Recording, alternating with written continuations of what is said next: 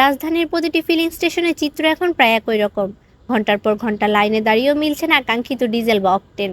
গত 19শে এপ্রিল থেকে কার্যকর হওয়া নতুন দর অনুযায়ী প্রতি লিটার ডিজেল 115 টাকা এবং অকটেন 140 টাকায় বিক্রি হচ্ছে। মধ্যপ্রাচ্যের অস্থিরতায় সরবরাহ বিঘ্নিত হয় তৈরি হয়েছে এই তীব্র সংকট। সকাল 8:30 আসছি, আইসা ইডেন মহিলা কলেজের সামনে দাঁড়াইছিলাম। ওখান থেকে সিরিয়াল মেনটেন করে আসতে আসতে এখন পাম্পালায় বলছে তেল নেই। আমাদের তো বেতন বাড়বে না, আমাদের তো বেতন যে তাই তো পাবো, কিন্তু তার মধ্যে যে জ্বালানি খরচটা বাড়লো, এই খরচটা তো আমাদের যে সংসারে জড়ানো খরচ আমরা করতাম, সেখান থেকে তো আমার খরচটা কমাইতে হবে। ভোগান্তি একে লাইনে দাঁড়িয়ে আছি, এই 4 ঘন্টা হলো।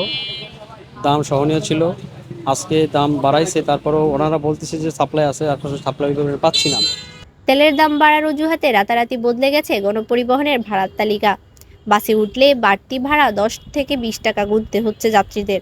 এদিকে পণ্যবাহী ট্রাক বা কাভার্ড ভ্যানের ভাড়া বেড়ে গেছে প্রায় 35% পর্যন্ত। আর এর সরাসরি প্রভাব পড়ছে ঢাকার কাঁচা বাজারে। বগুড়া, যশোর বা রাজশাহী থেকে আসা সবজির ট্রাকে এখন গুনতে হচ্ছে বাড়তি 5 থেকে 10,000 টাকা। ফলে প্রান্তিক পর্যায়ে যে সবজির দাম কম, তা রাজধানীর বাজারে আসতে হয়ে যাচ্ছে আকাশচুম্বী। বেগুনের কেজি 100 ছাড়িয়েছে। পাল্লা দিয়ে বাড়ছে মাছ ও মাংসের দাম।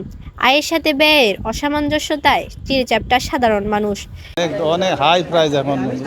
যে কোনো তরকারি কিনতে যাবেন আপনি 80, 90, 60, 70 এরকম নেই। কী করা যাবে আমি বুঝি না। কিছুদিন আগেও ছিল আর কম দামে। যদি এই টমেটো বিক্রি হতো 30 টাকা 20 টাকা, এখন আর টমেটো 50 টাকা চায়। কী করুন, কোনো সবজি 60-এর নিচে নেই, 60, 70, 80 এই অবস্থা।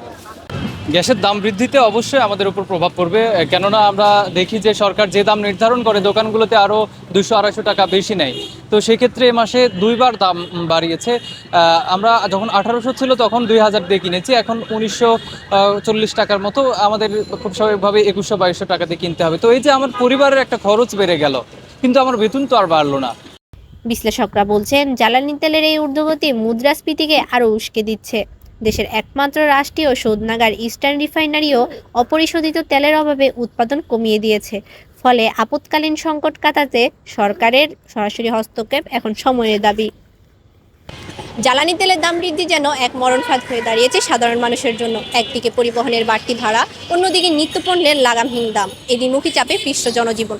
কবে নাগাদ এই পরিস্থিতির উন্নতি হবে, সেই আশাতে প্রহর গুনছে দেশবাসী। ফাতেমা আক্তার, বাস্তব চিত্র, ঢাকা।